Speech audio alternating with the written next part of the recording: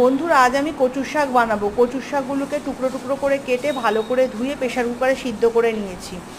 তারপরে সেই সিদ্ধ কচুর শাকটা জল গেলে নিলাম। কড়াইতে সর্ষের তেল দিয়ে শুকনো লঙ্কা, তেজপাতা আর গোটা জিরা ফোড়ন দিয়েছি। এবার ইলিশ মাছের মাথাগুলোতে নুন হলুদ মাখিয়ে রেখেছিলাম, সেই ইলিশ মাছের মাথাগুলো আগে ভেজে নিয়েছি।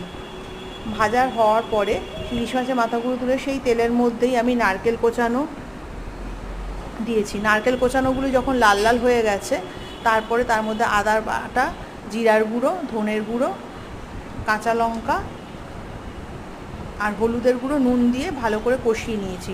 মশলাটা যখন কষানো হয়ে গেছে, তখন সিদ্ধ করা কচুর শাকটাকে সেই মশলার মধ্যে ঢেলে দিয়েছি। আর একটু বাদাম রেখেছিলাম, সেই বাদাম কাঁচা বাদামটা হালকা কড়াইয়ের খোলার মধ্যে ভেজে নিয়ে সেটাকে এই শাকের মধ্যে দিয়ে দিয়েছি, এই মশলার মধ্যেই দিয়ে দিয়েছিলাম।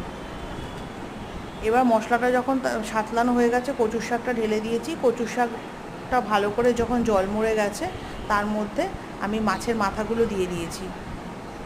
মাছের মাথাগুলো দিয়ে আবার নাড়াচাড়া করার পরে একটু গরম মশলা, গুড় আর ধনেপাতা দিয়েছি। আমার শাক রেডি। আর ঘি দিয়েছি নামাবার সময়।